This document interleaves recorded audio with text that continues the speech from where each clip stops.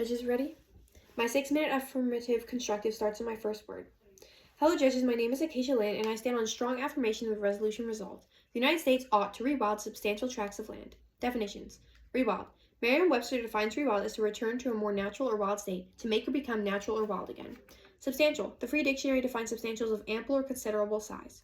Value. Intergenerational justice. It's the ethical duty each generation has to protect the environment and well-being for future generations. It is unjust for the current generation to exploit natural resources and cause irreversible harm to the planet. We only have one Earth, and rewilding is essential to prevent further climate change and mass extinction. Value criterion. Preservation of the environment. Preservation is the process of keeping something of value alive, intact, and or free from damage. Preservation of environment is essential. Rewilding substantial tracts of land allows the U.S. to restore ecosystems and protect biodiversity.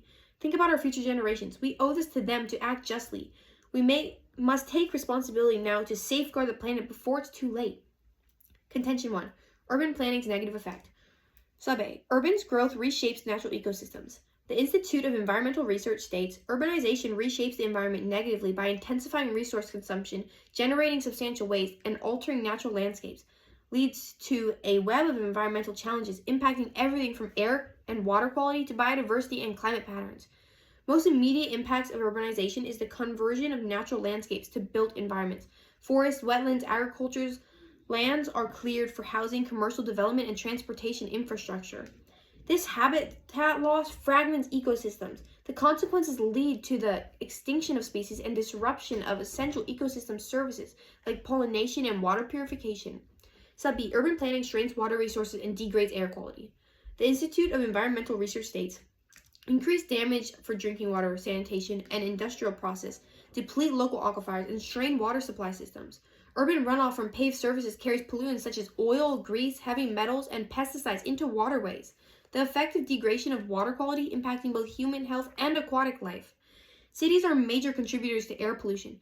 Vehicles, industries, and power plants release significant amounts of pollutants into the atmosphere. Pollutants cause respiratory problems, cardiovascular disease, and other health issues. Cities are significantly warmer than surrounding rural areas due to absorption of solar radiation, further exacerbating air pollution by trapping pollutants and promoting the formation of smog. Contention 2. Rewilding mitigates climate change. Sub A. Rewilding helps mitigate climate change. An article by International Union for Conservation of Nature 22 states, rewilding ecosystems helps mitigate climate change by increasing carbon removal from the atmosphere and protects against impacts by reducing soil erosion and flood risk. Rewilding ecosystems also create socio-economic opportunities for local communities, reduce the effect and costs associated with environmental hazards, and improve human well-being by improving access to nature. Furthermore, rewilding is an affordable key strategy to prioritizing restorative practice as seen as subpoint B.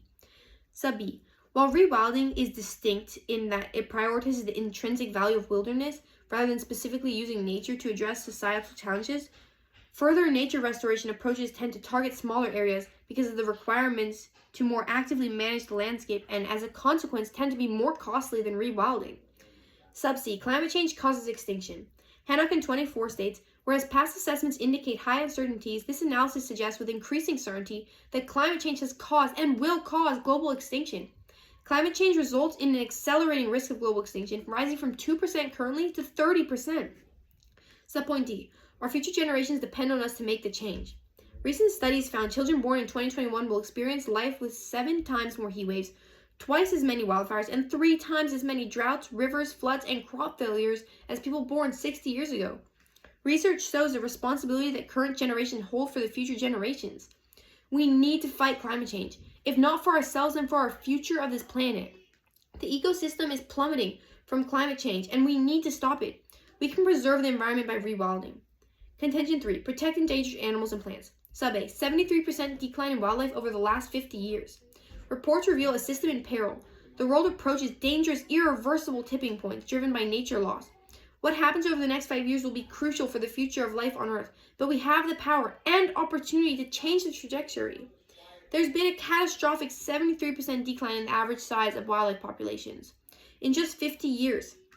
Habitat loss and degradation is the most reported threat to wildlife, which have recorded a staggering 95% average decline.